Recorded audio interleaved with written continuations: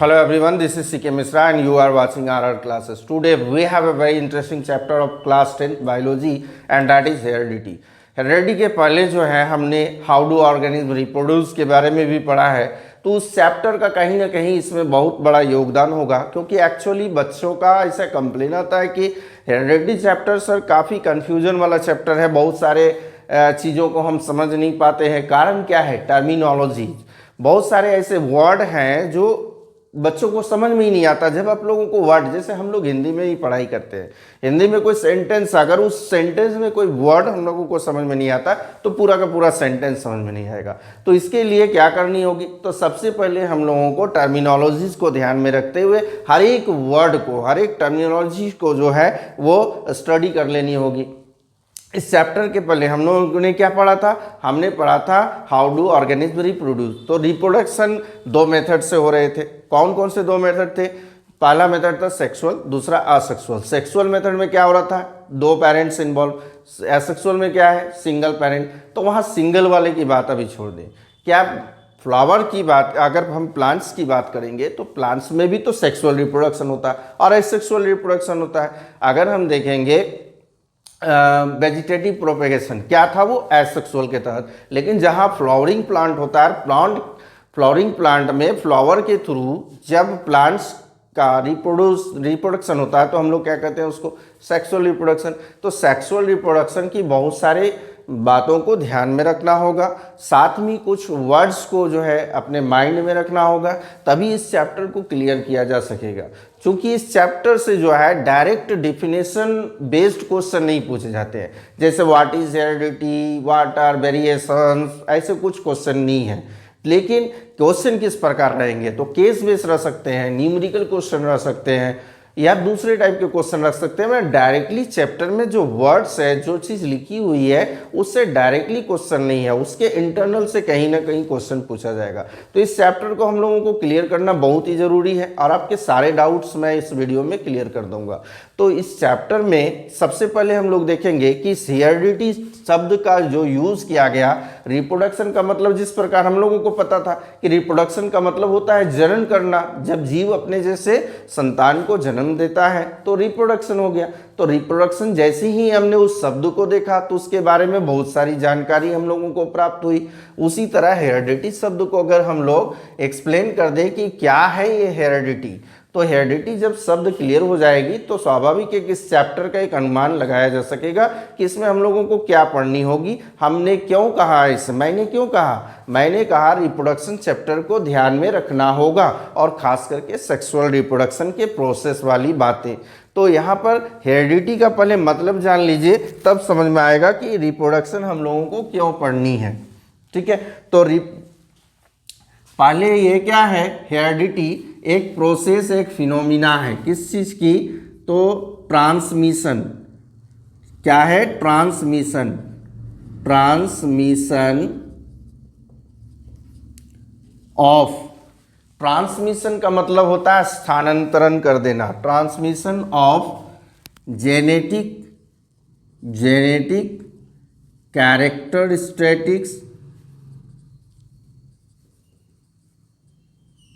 Characteristics या फिर हम लोग कह सकते हैं ट्रेट्स, या फिर ट्रेट्स।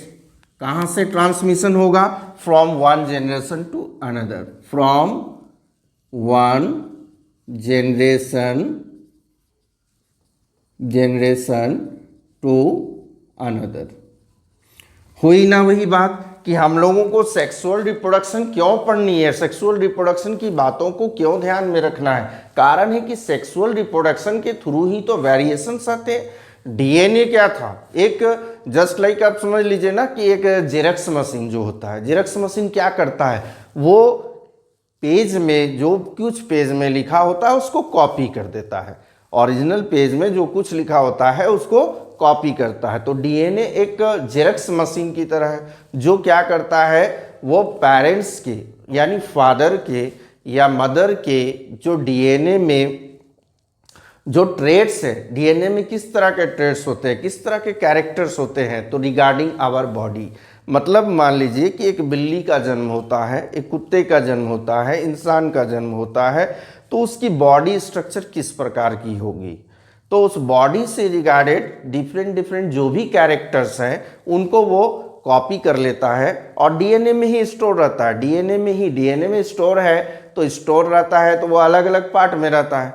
तो यहाँ कुछ ऐसे मैंने बताया ना कि इसमें कुछ टर्मिनोलॉजीज हैं जिसको यदि हम लोग ध्यान में रखेंगे तो ये चैप्टर क्लियर होते जाएगा। अभी तो हुई है कि हेरिडिटी की बात, तो हेरिडिटी क्या है, तो ट्रांसमिशन, एक प्रोसेस है ट्रांसमिशन होने की।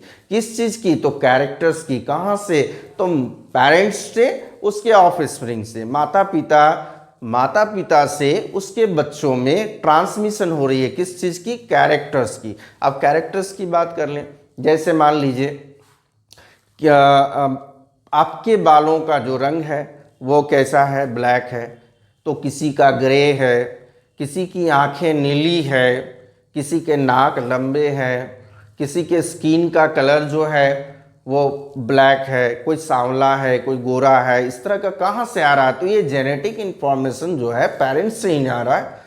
मतलब अगर मान ली इस हाइट का भी देख ले, हाइट के बारे अगर हम लोग बोलेंगे कि पेरेंट्स की हाइट जो है अधिक है तो उसके बच्चों का भी हाइट अधिक हो रहा है। या माने किसी तरह का बॉडी रिगार्डिंग किसी तरह का कैरेक्टर अगर देख रहे हैं, क्योंकि हमने पढ़ा था कि रिप्रोडक्शन में कहा पूछा गया था, एनसीईआरटी का एक सवाल था, क्या जितने भी ऑर्गेनिज्म होते हैं वो रिप्रोडक्शन के थ्रू एग्जैक्ट कॉपी बनाते हैं क्या? मैंने क्या बताया था, बिल्कुल नहीं, एग्जैक्ट कॉपी तो नहीं होता है। मतलब एग्जैक्ट कॉपी तो फिल्मों में देख सकते हैं आप, फिल्मों में जो ट्विंस की बात की जाती है, डबल रोल की बात की जाती है, वहाँ एग्जैक्ट होता है। लेकिन हमारे वास्तविक जीवन में ऐसा देखने को तो नहीं मिल रहा है। हम लोग क्या होते हैं, सिमिलर होते हैं। कॉन्ग्रुएंट और सिमिलर पता है ना मैथमेटिकल लैंग्वेज, तो हम लोग क्या होते हैं, अपने पेरेंट्स के सिमिलर होते हैं। मतलब किसी मनुष्य का यदि कोई बच्चा होता है तो उस बच्चे को, छोटे से शिशु को देखकर यह पहचाना जा सकता है कि वो बच्चा किस प्राणी का है, वह मनुष्य का है। अगर कुत्ते की बच्चे होते हैं तो उस बच्चे को देखकर पहचाना जा सकता है कि वो किस ऑर्गेनिज्म का बच्चा है। बिल्ली के बच्चे हैं तो ऑर्गेनिज्म का बच्चा है, तो हम लोग उसको देखकर पहचान सकते हैं। तो किस कारण, कुछ कैरेक्टरिस्टिक्स होते हैं, कुछ बॉडी स्ट्रक्चर होता है, उसको देखकर हम लोग पहचान सकते हैं। तो हेरिडिटी तो यही काम कर रहा है ना। हेरिडिटी का मतलब क्या है कि ट्रांसमिशन करना। पेरेंट्स के जो कैरेक्टरिस्टिक्स है, पेरेंट्स जैसे दिखते हैं उनके बच्चे भी वैसे ही दिखे। हूबहू तो नहीं होगा लेकिन उनके बच्चे तो लगे ना, मनुष्य का बच्चा है तो मनुष्य की तरह लगे, तभी तो पहचान पाएंगे कि वो मनुष्य है। एक ही माँ बाप के 2 संतान है, 4 संतान है, क्या हूबहू सेम होते हैं? क्या कोई बच्चा अपने पेरेंट्स के हूबहू होता है? नहीं, सिमिलर होता है। सिमिलर का मतलब उसके जैसा दिखता है। एक ट्रायंगल है, दूसरा ट्रायंगल है, एक बड़ा ट्रायंगल है, एक छोटा ट्रायंगल है, तो दोनों तो सिमिलर है ना। दोनों को ही तो देख के बोला जा सकता है कि सिमिलर ट्रायंगल्स है, वो दोनों ट्रायंगल्स है। तो उसी तरह हम लोगों को देख के बताया जा सकता है कि हम लोग मनुष्य हैं, हम लोग मनुष्य से उत्पन्न हुए हैं, हम लोग मनुष्य के बच्चे हैं।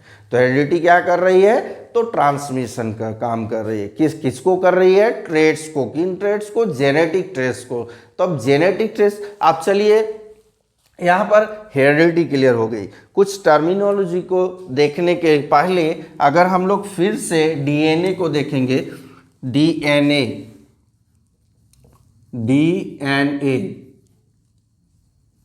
डीएनए क्या था, डीऑक्सी राइबोज न्यूक्लिक एसिड, यही है ना, डीऑक्सी राइबोज न्यूक्लिक एसिड। तो डीऑक्सी राइबोज न्यूक्लिक एसिड जो है ये किस चीज का बना है उसको हम लोगों को नहीं देखनी, काम क्या है वो देखनी है, इसकी स्ट्रक्चर कैसी है वो देखनी है। डीएनए की यहाँ पर काफ़ी अधिक जो है सहभागिता देखी जाएगी, क्योंकि जितने भी कैरेक्टर्स हो रहे हैं उनको कॉपी कर रहा है ना, कॉपी कर रहा है। डीएनए तो जेरेक्स मशीन की तरह वो कॉपी करेगा, अगले जनरेशन को भेजेगा। तो डीएनए की अगर आकृति हम लोग देखते हैं तो कुछ ऐसी होती है, thread like, double thread like, ऐसे होती है ना। अब इसमें हम लोग क्या करते हैं, जैसे कुछ टर्म्स यहीं पर आप लोगों को क्लियर हो जाएगी। डीएनए की आकृति एक धागे की तरह दिखती है, एक धागे की तरह दिखती है। ठीक है। अब इसमें क्या है, कुछ इंफॉर्मेशन आपके स्टोर होते हैं, कुछ इंफॉर्मेशन आपके स्टोर होते हैं। जैसे किस तरह के इंफॉर्मेशन, डीएनए में ही तो इंफॉर्मेशन होता है, तो किस तरह के इंफॉर्मेशन, मान लीजिए ये कलर है, ये जो है इंफॉर्मेशन जो रखता है, information regarding skin colour, skin का कलर कैसा होगा उसके रिगार्डिंग इंफॉर्मेशन इसमें होता है। अब इस वाले पार्ट में हम लोग देखेंगे तो इसमें मान लीजिए इंफॉर्मेशन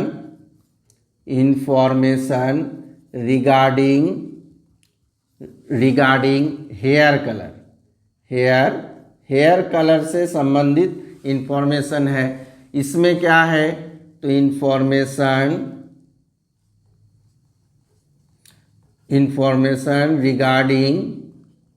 रिगार्डिंग आई का कलर, आई होता है ना ब्राउन, ब्लू, ब्लैक, आई कलर। यहाँ पर इंफॉर्मेशन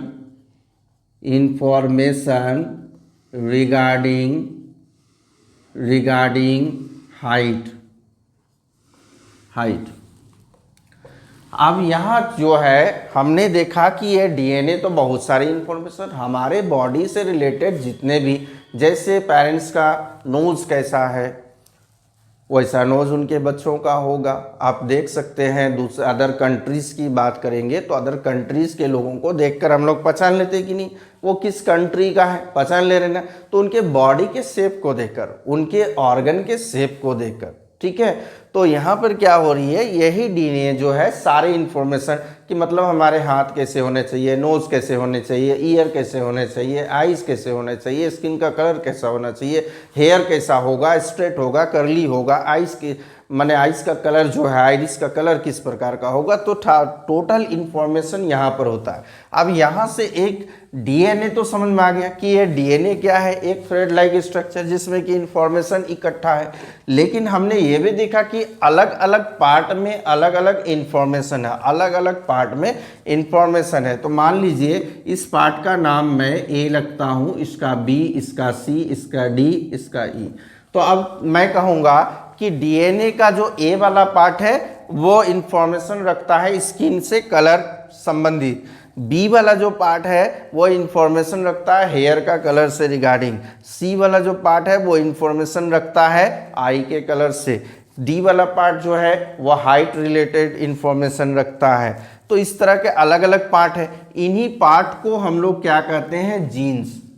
यानी ये भी तो क्लियर हो गया कि जीन क्या है, कौन से जीन, वो जीन जो है शैतान भूत वाला वो जीन नहीं है। इनको हम क्या कहेंगे, इनको क्या कहेंगे, इनको कहेंगे जीन्स, इनको कहेंगे जीन्स। तो जीन क्या है, तो जीन जो है डीएनए का तो पार्ट है। जीन जो है अलग अलग जीन अलग अलग इंफॉर्मेशन को रखा है ना। और जीन का मेन काम क्या है, अगर जीन को यहाँ डिफाइन करेंगे, जीन तो यहाँ पर लिखेंगे it is a part of DNA. DNA का एक पार्ट है। तो क्या काम करता है ये डीएनए जो इंफॉर्मेशन रखा है अलग अलग जीन का, ये जीन मदद करता है ट्रांसमिशन में, इसमें मदद करता है। इट कैरीज या कैरी करता है information from one generation to another. Clear हो गई कि डीएनए का काम है इंफॉर्मेशन को कॉपी करके रखना। कहाँ रखना, तो अलग अलग जीन्स में रखना, जीन ए में, जीन बी में, जीन सी में, जीन डी में, अलग अलग पार्ट है। तो डीएनए के इन पार्ट्स को हम लोग क्या कहते हैं, जीन कहते हैं। जीन क्या है, डीएनए का एक पार्ट है। जीन क्या करता है, तो इन जो ट्रेड्स है, जो जेनेटिक ट्रेड्स है, जो कैरेक्टरिस्टिक्स है, उनको ट्रांसफर करता है, उनको एक जगह से, एक जनरेशन से दूसरे जनरेशन में भेजता है। यहाँ पर हम लोगों का ये जीन का जो वर्ड है ये भी क्लियर हो गई। तीसरा क्या है, रिप्लिकेशन। रिप्लिकेशन तो मैंने बताया था रिप्रोडक्शन में। रिप्लिकेशन का मतलब होता है process of copy, process of copy किसका, तो ट्रेड्स का, ट्रेड्स का कॉपी करना। डीएनए क्या काम कर रहा है, तो वो ट्रेड्स को कॉपी कर रहा है। कॉपी करने की प्रोसेस को रिप्लिकेशन कहते हैं। तो इसको क्यों पढ़नी है, देखिए मैंने कहा था कि जो वेरिएशन, वेरिएशन का मतलब क्या हो गया, वेरिएशन का मतलब डिफरेंसेस, वेरिएशन का मतलब डिफरेंसेस। तो जो इंडिविजुअल के बीच में डिफरेंट इंडिविजुअल्स होते हैं, उनके बीच में जो डिफरेंसेस पाए जाते हैं उन्हीं को तो वेरिएशन कहते हैं ना। जैसे मान लीजिए माता पिता दोनों का जो रंग है वो फेयर है, लेकिन उनका जो बच्चा हुआ वो सांवला है, तो उस परिस्थिति में क्या कहेंगे, वेरिएशन आ गया कि नहीं, आया ना वेरिएशन। या फिर टॉल या शॉर्ट, ड्वार्फ प्लांट्स में ले लिए, टॉलनेस एंड ड्वार्फनेस। तो टॉल या ड्वार्फ जो प्लांट ले रहे हैं, तो वहां पर भी क्या हो रहा है, तो डीएनए कुछ ट्रेड्स को जो कॉपी कर रहा है उसमें कुछ एरर हो जाती हैं, गलतियां हो जाती है। आमतौर पर मैंने बताया था ना कि एग्जाम में बच्चे यदि चीटिंग कर रहे हैं, दूसरे का देखकर नोट कर रहे हैं, कॉपी कर रहे हैं, तो कॉपी करने में कहीं ना कहीं तो मिस्टेक होगी ना, कहीं ना कहीं तो मिस्टेक होगी। अगर मान लीजिए कि यहाँ 2 और 2 मैंने लिखा, यहाँ प्लस का साइन था, लेकिन कॉपी करने वाला क्या किया, यहाँ इस तरह का साइन बैठा दिया, इस तरह का साइन बैठा दिया, तो वहाँ पर दिक्कत होगी कि नहीं। ये सेम है इसलिए कोई दिक्कत नहीं है। मान लीजिए 2 and 3, यहाँ पर भी 2 and 3, तो यहाँ 2 and 3 जोड़ेंगे तो 5 and 2 3 जा 6, क्या हुआ, मिस्टेक्स हो गया, नया रिजल्ट आ गया, नया नंबर आ गया। क्यों आ गया, इस एरर के कारण। क्या एरर हुआ, इस साइन में एरर हो गई। तो यहाँ जो इंफॉर्मेशन है, अगर दूसरा जब डीएनए बनता है, दूसरा जब डीएनए बन रहा है, तो इन सारे इंफॉर्मेशन को उनमें कॉपी करके रखना, इन सारे इंफॉर्मेशन को उसमें कॉपी करना। अब क्या हुई कि बी का इंफॉर्मेशन जो है कॉपी करते समय गलती से, बाय मिस्टेक, जानबूझकर तो कोई करेगा नहीं, तो गलती से क्या हुआ, बी का इंफॉर्मेशन ए में लिखा गया, ए का इंफॉर्मेशन डी में लिखा गया। तो वहां पर क्या होगा, यदि बच्चे का हेयर का कलर ब्लैक होना था तो बच्चे का हेयर का कलर ग्रे हो गया। अगर बच्चे की जो है आईज का कलर ब्लू होना था तो वहां पर ब्लैक हो गया। बच्चे की हाइट जो है वो लंबी होनी थी, लेकिन वो ड्वार्फनेस हो गया। क्यों हुआ, तो ये डीएनए जब कॉपी कर रहा था तो कुछ एरर हो गई, कुछ गलतियां हो गई, उन्हीं गलतियों की वजह से वेरिएशंस आ गए। वेरिएशंस को मैंने डिफाइन कर दिया है। तो वेरिएशन का मतलब क्या हुआ, differences among the individuals, individual के बीच में जो डिफरेंसेस आएगी उनको हम लोग क्या कहेंगे, वेरिएशन। सारे वर्ड्स को नोट कर लेंगे। अब वेरिएशंस, क्या वेरिएशन हमारे लिए ज़रूरी है, इनका जो है क्या महत्व होता है वेरिएशन का, मैंने रिप्रोडक्शन चैप्टर में बता दिया है। वेरिएशन का मतलब क्या होता है, तो डिफरेंसेस है। डिफरेंसेस इसलिए ज़रूरी होता है कि हमारे वातावरण में जो चेंजेस आ रही है, जो परिवर्तन आ रही है, मान लीजिए ग्लोबल वार्मिंग होती है, कुछ बैक्टीरिया, कुछ ऑर्गेनिज्म जो तालाब में रहते हैं, उनकी कैपेसिटी है कि वो 20 to 30 डिग्री सेल्सियस टेम्परेचर पर सर्वाइव करेंगे। अचानक ग्लोबल वार्मिंग के कारण अब जो टेम्परेचर होगी, अब जो है वो 30 से अबव हो जा रहा है कि 30 to 40 डिग्री सेल्सियस हो गई। क्या वो ऑर्गेनिज्म सर्वाइव कर पाएंगे, बिल्कुल नहीं, उनका अस्तित्व खत्म हो जाएगा। लेकिन वो वेरिएशन के कारण जो नए ऑर्गेनिज्म आ गए, तो उनकी क्या है, कैपेसिटी बढ़ गई कि वह अब सर्वाइव कर सकता है, अब उस टेम्परेचर को बियर कर सकता है। तो वेरिएशन जरूरी है। वेरिएशन के कारण ही, वेरिएशन नहीं होगा, एक ही माँ बाप के 2 संतान होंगे या एक माँ बाप के एक ही संतान है, तो वह संतान बिल्कुल अपने माँ बाप की तरह दिखेगा। या दोनों भाई हैं तो दोनों भाई सेम टू सेम दिखेगा। कौन है राम, कौन है श्याम, पहचानना तो दिक्कत होगा। इतना बड़ा पृथ्वी में सारे के सारे सेम हो जाएंगे, अब हम लोग पहचानेंगे कैसे, तो ये सब प्रॉब्लम्स आएगी। तो ये सारे वेरिएशंस के कारण। अब इसमें क्या करनी है हम लोगों को, डीएनए जो है, डीएनए कहाँ पाई जाती है, डीएनए कहाँ पाई जाती है, एक सेल के अंदर, एक सेल के अंदर एक न्यूक्लियस होती है। सेल के अंदर तो बहुत सारे पार्ट होते हैं। सेल के अंदर साइटोप्लाज्म होता है, सेल के अंदर सेल ऑर्गेनील्स होते हैं, लेकिन यहाँ डीएनए की बात हम लोग करेंगे क्योंकि एडिटिव में डीएनए की बात कर रहे हैं। तो डीएनए क्या है, तो डीएनए इसके अंदर जो है एक थ्रेड के जैसा बिखरा हुआ होता है, एक थ्रेड के जैसा इस तरह फैला हुआ है, इस तरह फैला हुआ है, ठीक है, इस तरह का फैला हुआ है। एक धागा, जैसे पतंग उड़ाता है ना बच्चा लोग, तो पतंग क्या है, जब हम लोग नया खरीदते हैं तो वो लपटा हुआ कॉइल के रूप में रहता है, वो अरेंज रहता है, ठीक है, वो अरेंज रहता है। लेकिन जब उस रील के उस अरेंज वाले डोर को यदि हम लोग धागा को क्या करते हैं, धागा को खोल देते हैं। हम लोग जब धागा मार्केट से खरीदा तो कॉइलिंग के रूप में था, लेकिन जब उस धागे को हम लोग खोल देते हैं तो इस तरह बिखर जाता है, तो इस तरह बिखरा हुआ है। धीरे धीरे क्या होगा, जब सेल डिवीज़न होगा, जब सेल डिवीज़न होगा तो सेल डिवीज़न होगा तो क्या होगा, यहाँ पर न्यूक्लियस के अंदर जो डीएनए है एक पार्टिकुलर शेप में आने लगेगा, कॉइलिंग होने लगेगी, इसकी कॉइलिंग होने लगेगी, कॉइलिंग हो गई। यहाँ भी एक कर देते हैं,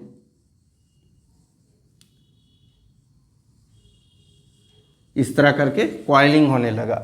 यही है, ये भी डीएनए है, ये भी डीएनए है, लेकिन इसमें कॉइलिंग हुई कब हुई, तो सेल डिवीज़न के समय। सेल डिवीज़न जब हो रहा है तो कॉइलिंग होना शुरू हो गया। अब इसका नाम क्या है, क्रोमैटिन, क्रोमैटिन, और इसका नाम क्या हो गया, क्रोमोसोम, क्रोमोसोम। क्रोमैटिन क्या है, डीएनए ही है। क्रोमोसोम क्या है, डीएनए ही है। जैसे एक व्यक्ति के अलग अलग रूप, वही व्यक्ति किसी का बेटा होता है, किसी का पति होता है, किसी का भाई होता है, किसी का अंकल होता है, लेकिन क्या वो व्यक्ति बदल गया, परिस्थिति के अनुसार वो कहीं अंकल कहलाया, कहीं फादर कहलाया, कहीं सन कहलाया। उसी तरह ही डीएनए होती है। डीएनए जब सेल के अंदर, न्यूक्लियस के अंदर जब बिखरा हुआ पड़ा होता है, स्प्लिट करके पड़ा होता है, तो इसका नाम हम लोग देते हैं क्रोमैटिन। लेकिन जब ये एक पार्टिकुलर अरेंजमेंट कर लेता है, कॉइलिंग कर लेता है सेल डिवीजन के समय में, तो इसका नाम हो जाता है क्रोमोसोम। अब हमारे बॉडी में कितने क्रोमोसोम्स हैं, हमारे बॉडी में कितने क्रोमोसोम्स हैं, तो टोटल 46 पीस होता है। अगर इसको पेयर में लिखा जाए, अगर इसको पेयर में लिखा जाए तो 23 पेयर हमारे बॉडी में 23 पेयर ऑफ क्रोमोसोम्स होते हैं। इसके बारे में हम लोग विस्तृत से बाद में चर्चा कर लेंगे। तो फिलहाल 23 पेयर माने 46 पीस जो है क्रोमोसोम्स होते हैं। अब यहाँ पर हम लोग क्या करेंगे, फोर्थ नंबर हम लोगों को जो थी क्रोमैटिन एंड क्रोमोसोम्स के बारे में पढ़ने का, वो भी टॉपिक क्लियर हो गया। अब तो डाउट नहीं है क्रोमोसोम्स क्या है, तो क्रोमोसोम्स डीएनए का ही एक क्या है, डीएनए का ही एक पार्टिकुलर शेप वाला, एक कॉइलिंग वाला जो है वो, उसको क्या कहते हैं हम लोग, क्रोमोसोम्स कहते हैं। लेकिन जब बिखरा हुआ होता है तो उसको हम लोग क्रोमैटिन कहते हैं। तो हम लोग इसके अंतर्गत कुछ बातों को पढ़ेंगे। तो देखिए, हेरिडिटी से मैंने आरंभ किया था, हेरिडिटी के अर्थ को बताया। हेरिडिटी के पढ़ने के बाद आया कुछ जेनेटिक कैरेक्टरिस्टिक्स। जेनेटिक कैरेक्टरिस्टिक्स वो है जो पेरेंट्स से ऑफस्प्रिंग में आते हैं, उनको ट्रांसमिशन करने की प्रोसेस को कहते हैं हेरिडिटी। हेरिडिटी जब ट्रांसमिशन की बात आई, कैरेक्टरिस्टिक्स की बात आई, तो हमारे सामने आया डीएनए, डीऑक्सी राइबोन्यूक्लिक एसिड। ये जो है एक थ्रेड लाइक स्ट्रक्चर है, इसमें अलग अलग क्या है, जीन्स हैं। इस डीएनए के पार्ट को क्या कहेंगे, जीन कहेंगे। जीन क्या कर रहा है, तो ये इंफॉर्मेशन को ट्रांसफ़र कर रहा है, एक जनरेशन से दूसरे में ट्रांसफ़र कर रहा है। प्रत्येक जीन अपने पास अलग अलग इंफॉर्मेशन रखता है। डीएनए में सारी इंफॉर्मेशन है। डीएनए अलग अलग पार्ट में बट गया, ए बी सी डी, इतने जीन्स है, इतने पार्टनर है, ये पार्टनर अलग इंफॉर्मेशन, ये पार्टनर अलग इंफॉर्मेशन, सब अलग अलग रखा है, ठीक है। तो ये जीन्स की जब बात होती है तब हम लोग एलील्स के बारे में देखते हैं। एलील्स के बारे में भी हम लोग बाद में चर्चा करेंगे, पहले टर्मिनोलॉजी इसको जितना है वो हम लोग क्लियर कर ले। तो यहाँ तक हमने देखा कि डीएनए से रिगार्डिंग। आप देखिए यहाँ पर ये जैसे मान लीजिए हमने क्या लिया, तो दो सेल हैं। अब इसमें जो है डीएनए जो एक पार्टिकुलर शेप लिया, तीन अलग अलग नामकरण कर दें, A B C. A B C, ए भी इंडिविजुअल है, बी भी इंडिविजुअल है, सी भी अकेला अकेला है ना। तो जब ये पेयर में होगा का मतलब कैसे करेंगे इसको, यहाँ पर ये दो हो गए ए के, ये दो हो गए बी के, ये दो हो गए सी के। तो ए के जैसा यहाँ अकेला है, मान लीजिए ग्रीन कलर का, रेड कलर का, ऑरेंज कलर का, रेड वाला एक है, ग्रीन वाला एक, ऑरेंज वाला एक है। लेकिन उसी तरह यहाँ ए के क्या है, जोड़ीदार हैं, ए के दो है, बी के दो हैं, सी के दो हैं। तो यहाँ से कौन सा वर्ड उठ के आता है हम लोगों का, haploid and diploid. Haploid and diploid.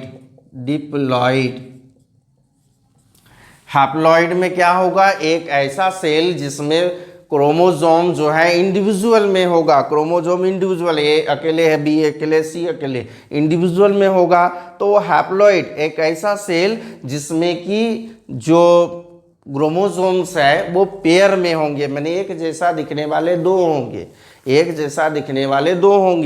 जैसा दो है, बी के जैसा दो है, सी के जैसा दो है। तो वो क्या हो गया, डिप्लॉइड हो गया। तो हैप्लॉइड में क्या आता है, अधिकतर जो हमारे सेल हैं, हमारे बॉडी के अंदर जितने अधिकांश सेल हैं वो सेल्स डिप्लॉइड्स हैं, क्रोमोसोम्स डिप्लॉइड्स में है। पेयर में मैं लिखा था, पेयर 46 पीस था, 23 पेयर का मतलब जोड़ा बना दिया गया, उनकी जोड़ीदार बना दी गई। तो फिर हैप्लॉइड का एक एग्जाम्पल, तो हैप्लॉइड में हम लोग देखेंगे जो स्पर्म सेल होता है, स्पर्म सेल और ओवम पढ़ा था आपने रिप्रोडक्शन में हमने पढ़ा था कि जो मेल गैमेट्स होते हैं, मेल गैमेट्स को स्पर्म सेल कहते हैं, फीमेल गैमेट्स होते हैं, फीमेल गैमेट्स को ओवम कहते हैं। तो ये दोनों ही हैप्लॉइड है, क्योंकि जब ये स्पर्म जो है, जब ये स्पर्म और इस ओवम की फ्यूज़न होगी तो इनके रिजल्ट में एक नया और सेल बनेगा जिसको हम लोग कहते हैं जाइगोट। क्या कहते हैं, जाइगोट। इसके बारे में विस्तृत चर्चा नहीं करेंगे क्योंकि इस चैप्टर को हम लोगों ने तो पढ़ लिया है। तो इस देखिए कुछ टर्म्स हैं वहाँ से आ रहे हैं, इसलिए मैंने कहा था कि इस चैप्टर को समझने के लिए रिप्रोडक्शन वाले चैप्टर को याद रखना होगा। तो जाइगोट जो बन रहा है ये हैप्लॉइड है, ये जो हमारा स्पर्म सेल है वो हैप्लॉइड है, ओवम जो है वो हैप्लॉइड है। लेकिन जब इन दोनों की फ्यूज़न होती है, फर्टिलाइजेशन होती है और एक नया सेल बनकर आता है, तो इसके भी और इसके भी क्रोमोसोम्स आएंगे कि नहीं, यानी मेल वाला क्रोमोसोम्स और फीमेल वाला क्रोमोसोम्स दोनों ही आएगा।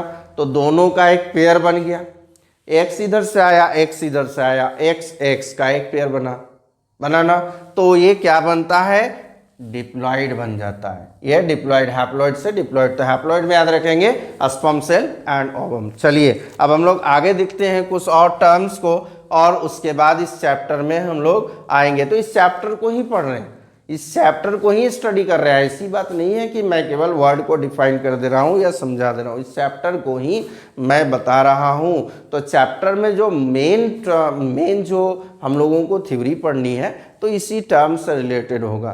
तो हम लोग कुछ और टर्म्स को भी देखते हैं। अब हम लोग देखिए कौन कौन से टर्मिनोलॉजीज के तहत हमने कौन कौन सा वर्ड्स को क्लियर किया।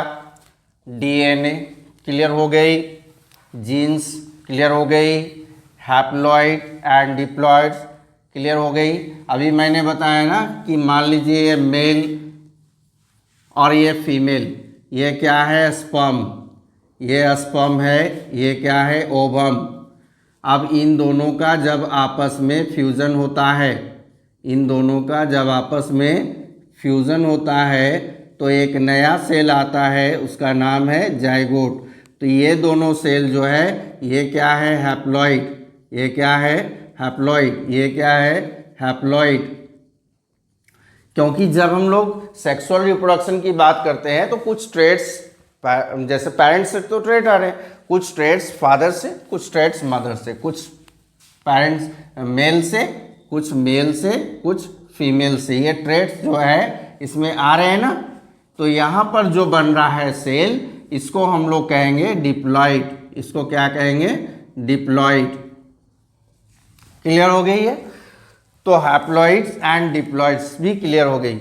अब एलिल्स की बात हो रही है, तो एलिल्स क्या है, alleles nothing but gene. Gene मैंने बताया ना कि कोई भी मान लीजिए डीएनए है, ये डीएनए जो है, ये डीएनए ये अलग अलग इंफॉर्मेशन रख रहा है ना अपने पास, ये अलग अलग इंफॉर्मेशन रख रहा है।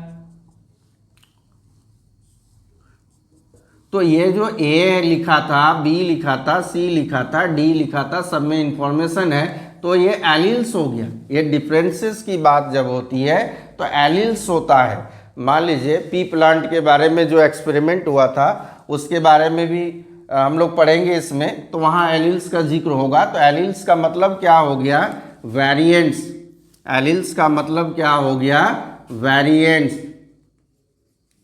Variants of genes, variants of gene यानी kinds of genes, different type of genes, different type of genes. मतलब क्या हो गया, कहने का अर्थ है कि जीन्स जो अलग अलग हैं, जब अलग अलग की बात कर रहे हैं हम लोग, जीन केवल क्या कर रहे हैं तो डीएनए का पार्ट है, लेकिन इस डीएनए का अलग अलग पार्ट अलग अलग जीन्स है, तो उनको क्या कहते हैं। जब भी हम स्पर्म और ओवम की बात कर रहे हैं तो स्पर्म का मान लीजिए यहाँ पर कैपिटल टी स्मॉल टी, दो अलग अलग दिख रहे हैं ना जीन, ये बड़ा टी जो है और छोटा टी वो अलग अलग जीन दिख रहा है, तो इसी को हम लोग क्या कहते हैं एलील कहते हैं। एलील के रिगार्डिंग मान लीजिए कि एक हमने जो है पी प्लांट लिया जो जिसकी जो है कोडिंग यानी जेनेटिक जो फिनोमिना है वो कैपिटल टी, और दूसरी जो प्लांट लिया वो भी हमारा क्या है, वो भी पी प्लांट है, लेकिन इसका है स्मॉल टी। इस फिनोमिना के बारे में हम लोग विस्तार से पढ़ेंगे। तो मान लीजिए जब इनमें क्रॉस कराई जाती है, जब इनके बीच में क्रॉस होती है तो क्रॉस के फलस्वरूप क्या आएगा, तो इस कैपिटल टी स्मॉल टी आ रही है ना दो तरह का, तो जीन्स माने कुछ पेरेंट्स से आ गया, कुछ माने फादर से आ गया, कुछ मदर से आ गया, जो टाइपिकल ऑफ जीन्स हुआ उसी को हम लोग कहेंगे एलिल्स। इसी एलिल्स से रिगार्डिंग क्या है डोमिनेंट और रिसेसिव शब्द का हम लोग यहाँ पर वर्णन करेंगे। डोमिनेंट का मतलब क्या है, हम लोग कहते हैं कि वो लड़का काफ़ी डोमिनेंट दिखा रहा है, मतलब क्या है कि वह अपना वजूद को दिखा रहा है, अपने अस्तित्व को दिखा रहा है। तो डोमिनेंट का जब भी होता है डोमिनेंट और रिसेसिव, ये दो वर्ड को हम लोगों को समझना है। जैसे मान लीजिए एक बॉक्स बनाया, इस बॉक्स में यहाँ हमने रेड कलर कर दिया, यहाँ येलो कलर कर दिया, यहाँ ब्लू कलर कर दिया, यहाँ ग्रीन कलर कर दिया। ये बॉक्स में देख लीजिए, बॉक्स में ठीक है, रेड वाला अपना इफेक्ट दिखा रहा है, येलो वाला अपना दिखा रहा है, ब्लू वाला अपना दिखा रहा है, ग्रीन वाला अपना दिखा रहा है। लेकिन एक ऐसा कलर जो है हमने इस पे स्प्रे कर दिया, कौन सा कलर, ब्लैक क्या करेगा, इस सारे के अस्तित्व को खत्म कर देगा, पूरा ये क्या हो जाएगा ब्लैक हो जाएगा। तो ब्लैक जो है वो डोमिनेंट हो गया। अगर मान लीजिए ब्लैक आई और ब्राउन आई की बात हो, ब्लू आई की बात हो, अगर ये मेल का है और ये फीमेल का है, दोनों के बीच में जब क्रॉस होगा तो अस्तित्व किसका नजर आएगा? ब्लैक का अस्तित्व होती। ये हो गया डोमिनेंट। तो डोमिनेंट क्या है? तो डोमिनेंट एलील ही है। डोमिनेंट क्या है? एलील। देखें यहाँ लिखिए, डोमिनेंट एलील, रिसेसिव एलील। तो यहाँ पर लिखेंगे those allele which shows its effect, अपने इफेक्ट को दिखाता है, इन द एब्सेंस और प्रेजेंस ऑफ रिसेसिव।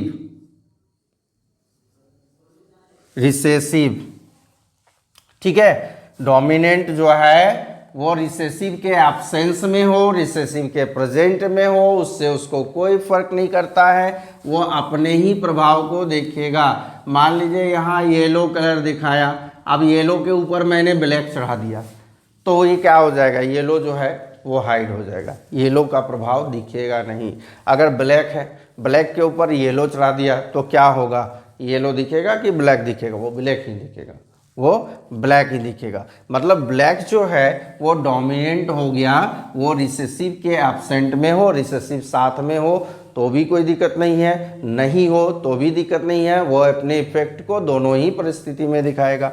लेकिन रिसेसिव क्या है?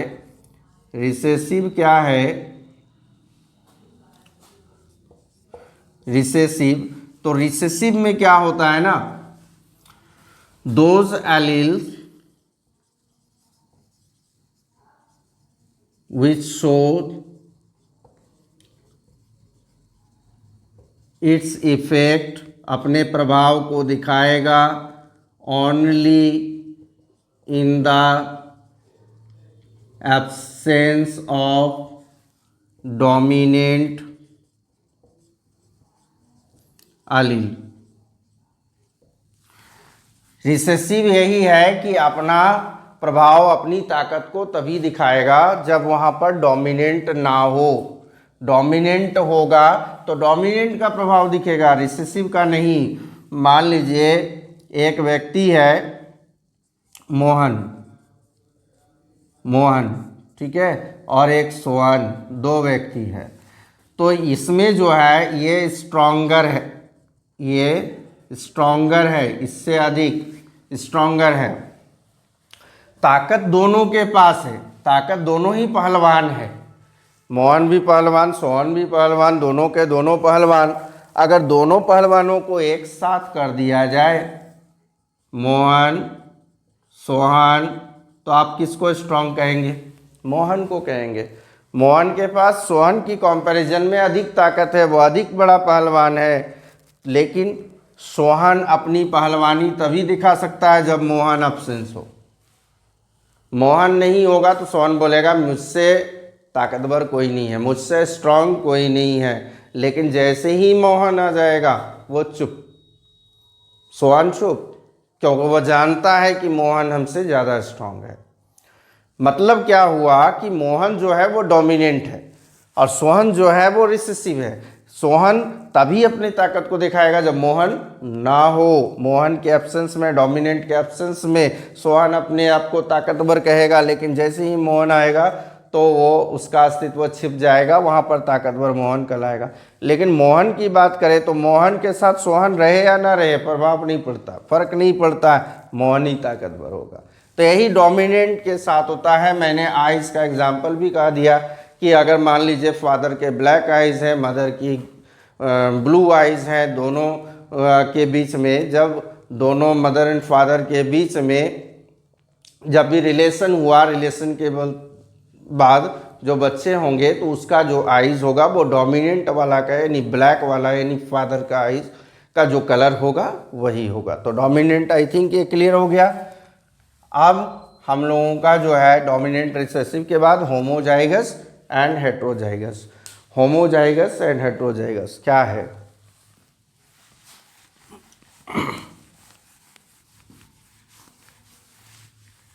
फिर से हम लोग क्या करेंगे, उसी प्लांट का एग्जाम्पल देखते हैं। प्लांट का एग्जाम्पल देखते हैं, या फिर हम लोग सेक्स डिटरमाइन करते हैं। हम लोग जानते हैं कि पुरुषों में क्या होती है, एक्स एक्स क्रोमोसोम्स का पेयर, महिलाओं में पुरुषों में एक्स वाई, महिलाओं में एक्स एक्स, पुरुषों में मेल में एक्स वाई और फीमेल में एक्स एक्स। तो जब इसका ये क्रोमोसोम आता है तो एक्स एक्स बनता है, जब इसके साथ इसकी फर्टिलाइजेशन होती है तो एक्स वाई आता है, हुआ। तो यहाँ पर देखिए कि दोनों का दोनों सेम है, तो इसको हम लोग कहेंगे होमोजाइगस। होमोजाइगस। और ये दोनों अलग अलग है, ये दोनों सेम एलील है, डिफरेंट एलील है, तो यहाँ पर इसको कहेंगे हेट्रोजाइगस। क्लियर हो गई? होमो का मतलब सेम सेम होना, हेट्रो का मतलब अलग अलग होना। क्लियर हो गई? क्लियर हुई कि नहीं? एक्स एक्स सेम है होमोजाइगस, एक्स वाई अलग अलग है हेट्रोजाइगस। ये भी क्लियर हो गई। अब phenotype and genotype. Phenotype and genotype, इसका हम लोग यूज करेंगे। जो मेंडल ने रिसर्च किया था पी प्लांट पर, उसमें हम लोग करेंगे। देखिए यहाँ पर जो है एक प्लांट हमने पी प्लांट लिया, एक प्लांट को यहाँ पर ऐसे लिया और दूसरा प्लांट को यहाँ लिया। इसमें हम लोग यदि लिखेंगे टॉल, प्योर टॉलनेस है, दोनों ही जो है ये क्या है, होमोजाइगस। होमोजाइगस एलील है, एलील इसलिए कि एक उससे एक इससे, डिफरेंट डिफरेंट जीन से आया है, पेरेंट्स का मतलब मदर से फादर से।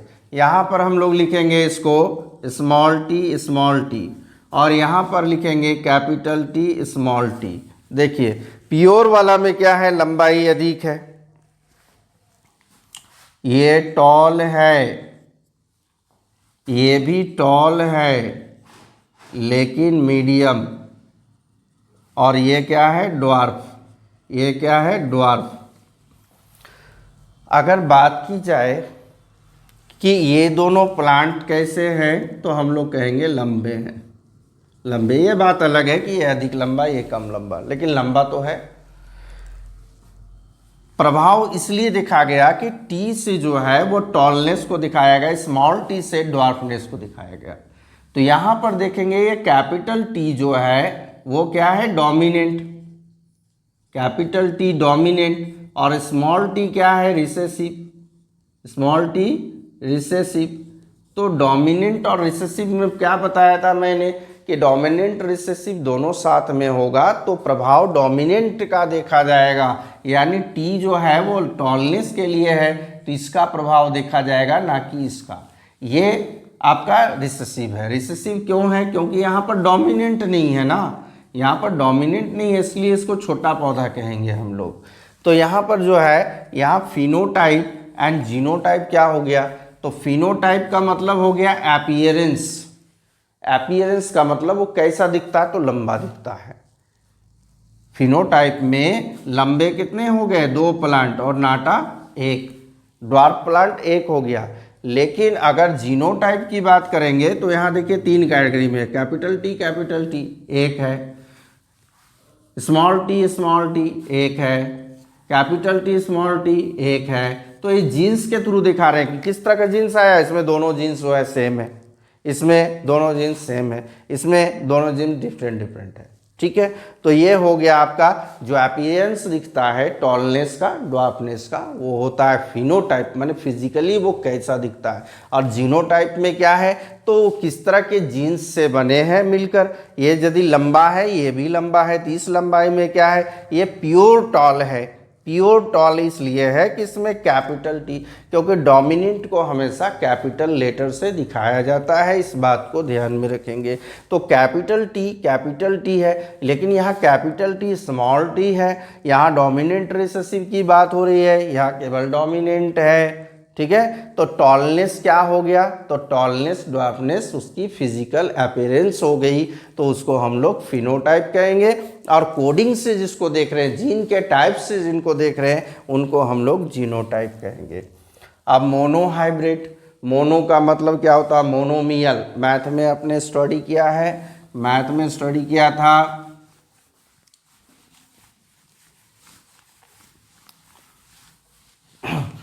मैथ में स्टडी किया था कि मोनो का मतलब होता है सिंगल, सिंगल को हम लोग मोनो कहेंगे।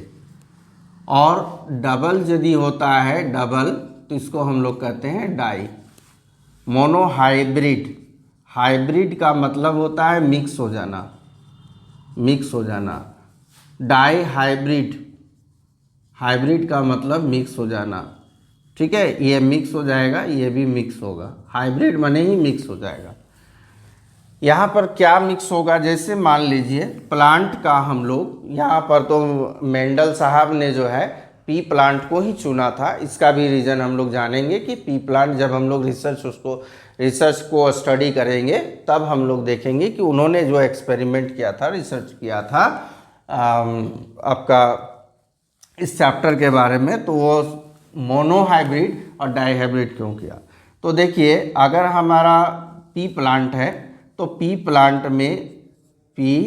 प्लांट में अगर सिंगल ट्रेट लिया जाए, सिंगल का मतलब एक प्लांट जो है वो टॉल है, और टॉल के साथ हमने दूसरे प्लांट को लिया ड्वार्फ को, यानी इसमें सिंगल कैरेक्टरिस्टिक्स की बात की गई, सिंगल कैरेक्टरिस्टिक्स। ठीक है, सिंगल कैरेक्टरिस्टिक्स की बात की गई, तो इसको हम लोग कहेंगे मोनोहाइब्रिड, मोनोहाइब्रिड। भैया इसमें टॉल वाला भी गुण आएगा, ड्वार्फ वाला भी गुण आएगा, टॉल वाला भी गुण आएगा, ड्वार्फ वाला भी, तो मोनो हाइब्रिड हो गया कि नहीं? मिक्स है, तो बड़ा टी भी है, छोटा टी भी है, दोनों तो मिक्स है ना, तो मिक्स मतलब हाइब्रिड। अब मोनो का मतलब एक एक ट्रेट मिला। लेकिन अगर हम लोग इसी को दूसरी परिस्थिति में लेते हैं, उसी पी प्लांट का, कि पहली तो इसकी हाइट को ले ली जाए, हाइट को, तो हाइट रिगार्डिंग और सीड शेप, सीड का शेप। जैसे हाइट मान लीजिए टॉल और ड्वार्फ, टॉल और ड्वार्फ, और सीड का राउंड और रिंकल्ड। ठीक है, तो अगर राउंड के लिए हम लोग लिखेंगे कैपिटल आर, और रिंकल्ड के लिए हम लोग लिखेंगे स्मॉल आर। ठीक है, कलर को भी देख सकते हैं हम लोग, कलर भी किस तरह का है, तो ग्रीन है, येलो है, पिंक है, वो कलर को भी रिगार्डिंग, माने दो कैरेक्टर्स। एक बार मेंडल साहब ने एक कैरेक्टर को लेकर उनके बीच में क्रॉस कराया, और जो नतीजे आए दिखलाया हम लोगों को, हम लोग देखेंगे उसमें एक्सपेरिमेंट में। दूसरी बार क्या किया उन्होंने, दो ट्रेट्स का लिया, दो पी प्लांट लिया, इस पी प्लांट का 2 ट्रेट्स, उस पी प्लांट का 2 ट्रेट्स, और दोनों के बीच में क्रॉसिंग करवाया, इसलिए उसको बोला गया, क्या बोला गया? तो डाई हाइब्रिड। दो कैरेक्टर, सिंगल कैरेक्टर, मोनोहाइब्रिड। तो मोनोहाइब्रिड और डाईहाइब्रिड क्लियर हुआ। अब इस पर जो एक्सपेरिमेंट है उसको पढ़ेंगे, लेकिन उसको पढ़ने के पहले हम लोग यहाँ जब ट्रेट्स की चर्चा कर दिए हैं, तो ट्रेट्स कितने तरह के होते हैं? ट्रेट्स 2 तरह के होते हैं। हमारे में जो ट्रेट्स होते हैं, 2 तरह के ट्रेट्स होते हैं। अब इस ट्रेट्स को बढ़िया से समझिएगा। पहली जो है वो है इनहेरिटेड ट्रेट, और दूसरी है एक्वायर्ड ट्रेट। समझेंगे यहां पर। हेरिटेड एक नंबर कह रहा है कि those traits which are inherited from parents, मतलब बाय बर्थ होगा वो ट्रेट। जिन ट्रेड्स को हम लोग अपने पेरेंट्स से मिलता है, हम लोगों को अपने पेरेंट्स से मिलता है, उनको क्या कहेंगे? Inherited trades.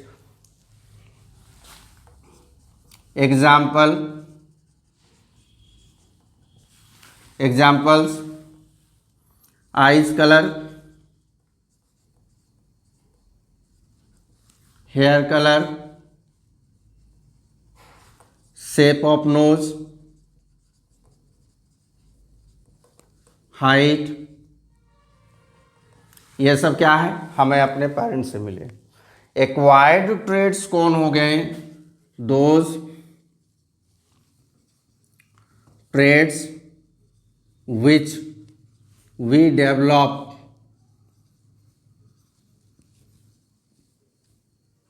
in us whole life from outer environment, मतलब ये ट्रेट हमें अपने माता पिता से नहीं मिले हैं, ये ट्रेट माता पिता से नहीं मिले हैं। मान लीजिए पायर्सिंग ईयर,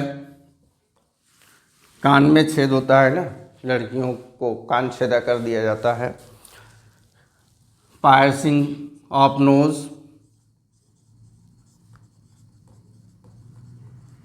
टैटू बनाना, टैटू जो बना होता है, नॉलेज गेन करना, नॉलेज, बढ़िया समझेंगे।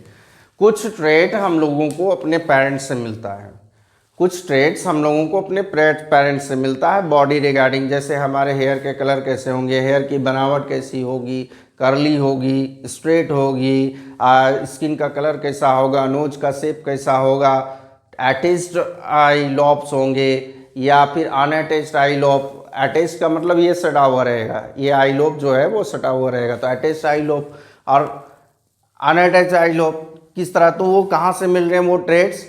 गोरा रंग होना, कद का बड़ा होना, हाइट का बड़ा होना, छोटा होना, नोज का शेप अलग होना, वो बॉडी रिगार्डिंग जितने भी ट्रेड्स हैं वो हम लोगों को अपने पेरेंट्स से मिल रहा है, उनको कहते हैं इनहेरिटेड ट्रेड्स। एक्वायर्ड ट्रेड जो हम बाहरी इन्वायरमेंट से, नॉट बाय बर्थ, हमारे जन्म से वो ट्रेड्स नहीं होते हैं। जैसे मान लीजिए कि माता पिता दोनों इलिटरेट हैं, लेकिन उनके जो बच्चे हुए वो लिटरेट है, उनको कंप्यूटर की माने बहुत ज़्यादा जानकारी है, और माता पिता जिस समय पढ़ाई कर रहे थे या नहीं कर रहे थे उनको कंप्यूटर की नॉलेज नहीं है, उनको पियानो बजाने की नॉलेज नहीं है, उनको बांसुरी बजाने की नॉलेज नहीं है, तो वो बच्चों में जो है वो ट्रेड देखा गया कि बच्चे पढ़े लिखे हैं और माता पिता अशिक्षित है, तो अशिक्षित का गुण तो बच्चों में नहीं आया। जो नॉलेज गेन किया इसने बाहरी इन्वायरमेंट का, तो वो एक्वायर किया, वो बाहर से एक्वायर किया। अगर किसी व्यक्ति ने टैटू बना रखा, किसी व्यक्ति ने टैटू बनाया, क्या उसके पेरेंट्स ने भी टैटू बनाया था? नहीं। पेरेंट्स ने टैटू बनाया और उसके बच्चे में भी क्या टैटू ट्रांसफर होगा? नहीं होगा, क्योंकि वो जो ट्रेट है वो बाहरी इन्वायरमेंट से गेन किया गया। क्लियर हुई कि नहीं हुई? एक एग्जाम्पल और समझे कि माता पिता दोनों को अंग्रेजी नहीं आती है, ठीक है, नॉलेज की बात हो रही है, अंग्रेजी नहीं आती है, उसके बच्चे को अंग्रेजी आती है, तो अंग्रेजी बाहरी इन्वायरमेंट से एक्वायर किया ना, उसको अपने माता पिता से उन विरासत में नहीं मिला, विरासत में नहीं मिला। जैसे कुछ बीमारियां होती हैं विरासत में मिल जाती है, माता पिता से कुछ बीमारियां होती है जो ट्रांसफ़र हो जाती है। मैंने बताया था ना कुछ सेक्सुअल डिजीज़ के बारे में, सेक्सुअल डिजीज़ जैसे एड्स, तो एड्स जो है माता पिता से चला जा रहा है, लेकिन टैटू बना हुआ हाथ में, क्या उसके बच्चे के हाथ में भी टैटू बना रहेगा? बिल्कुल नहीं। तो यही हो गया inherited trade and acquired state. अब हम लोग नेक्स्ट देखेंगे कौन कौन से इसके पॉइंट्स है।